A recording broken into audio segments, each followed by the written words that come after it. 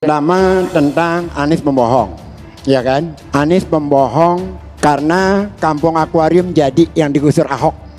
Anies pembohong integrasi transportasi publik yang murah meriah terjadi di Jakarta. Anies pembohong Jakarta International Stadium akan diresmikan di bulan Desember. Anies pembohong karena flyover tapal kuda yang memudahkan orang Jakarta menuju Depok itu tidak lagi macet. Anies pembohong karena harga kebutuhan barang pokok di Jakarta tetap stabil karena dia melakukan pembelian beras langsung. Tidak perlu masuk Anies ke teknis pembohong, seperti itu. sebentar. Tidak usah. Anies, saya harus faktakan yang fakta. Dan Anda tidak bisa bantah itu. Silakan dibuka prestasi-prestasi Anies yang tadi saya sudah kirim.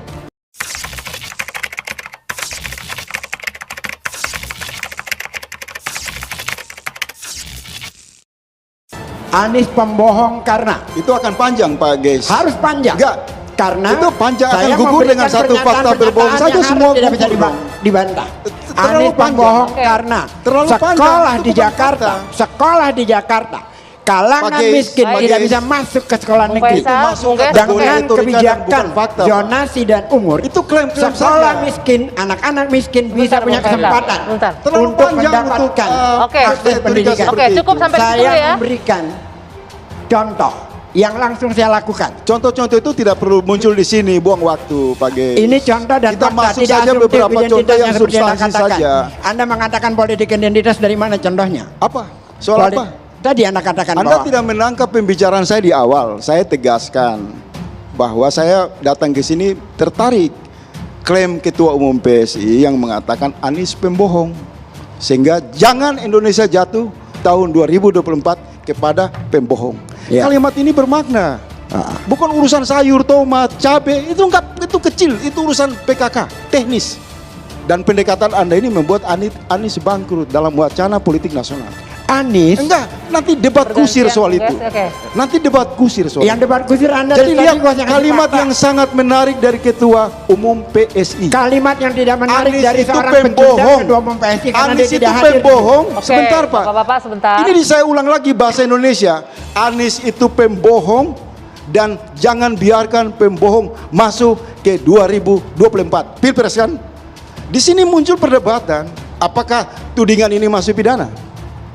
Apakah tudingan ini hanya mencari popularitas dari PSI? Apa mencari untuk mendongkrak suara PSI? Itu Anda bisa debat sama PSI. Tapi saya ingin mau mengatakan begini. Coba kita jernih sedikit menangkap hikmah dari pesan ini. Sebenarnya bagus buat Pak Anies.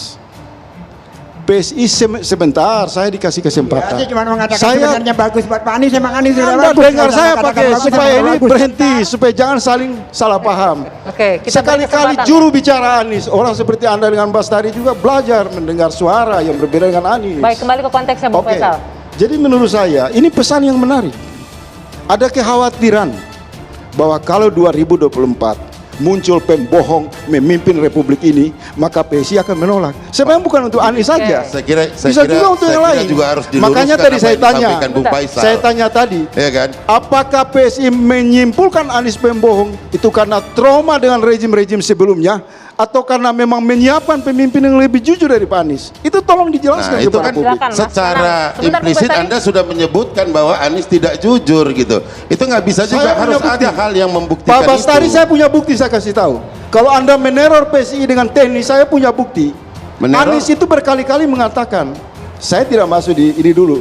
Anda tanya bukti kan? Saya mau kasih bukti. Apa buktinya?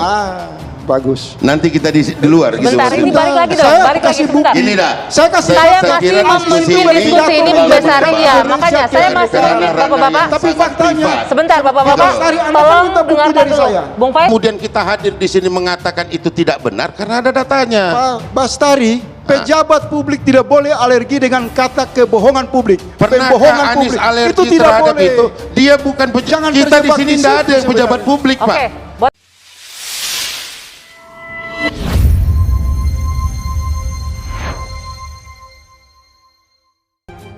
Ada apa ini?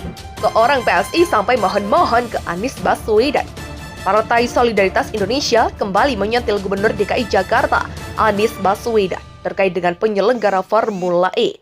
Kali ini juru bicara DPP PSI, Sigit Widodo mengungkapkan pandangan kritis terhadap proyek pembangunan sirkuit Formula E di Ancol, Jakarta Utara yang menggunakan bambu. Juru bicara DPP PSI Sigit Widodo meminta Anies bekerja serius dalam gelaran mobil balap listrik tersebut. Menurut dia terdapat masalah besar dalam perkembangan proyek Formula E. Mohon Pak Anies dan Jakpro bisa bekerja secara profesional, ujar Sigit mengutip Genpi.co Kamis 3 Maret.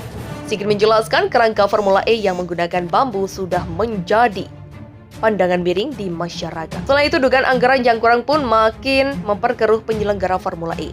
Sudah kerangkanya dari bambu, sekarang kontraktor butuh tambahan dana lagi. Begitulah jelasnya. Menurut Sigit, pihaknya sudah mengingatkan Anies Baswedan dan pihak penyelenggara terkait lokasi sirkuit Formula E. Dia menilai lokasi yang akan digunakan memang sejak awal bermasalah, sehingga ada kemungkinan gagal. Kami sudah mengingatkan sejak 2 bulan lalu soal kondisi lokasi bakal sirkuit Formula E yang berlumpur. Begitulah intinya. Biarlah semua menjadi opini, tapi kalau bagi kami yang penting satu, mau kami dianggap tendensius, mau kami ini dianggap ngawur, mau kami ini dianggap menjegal, silahkan. Tapi yang kami pentingkan satu, ada penjelasan, ada jawaban dari Pak Anies tentang beberapa hal yang kami sampaikan tadi. Kapan rumah DP 0% itu akan bisa dipenuhi, kapan lapangan kerja yang dijanjikan melalui OGOC itu bisa direalisasikan, kapan naturalisasi sungai itu bisa terjadi. Bagi kami konsentrasi ke substansi saja, Mbak, tidak melebar kemana-mana.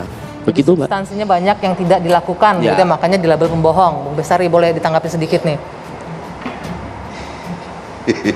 Saya ini pernah di DPRD DKI, jadi kalau lagi ada yang begini ini saya suka ketawa gitu.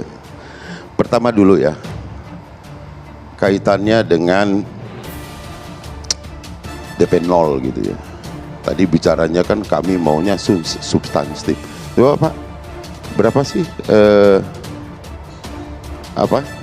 rencana Pemda DKI kaitannya dengan pengadaan rumah susun rakyat itu berapa? Kalau kita bicara substantif berapa sih di dalam RPJMD-nya? Ah, ini aja pun kita udah selipnya jauh banget.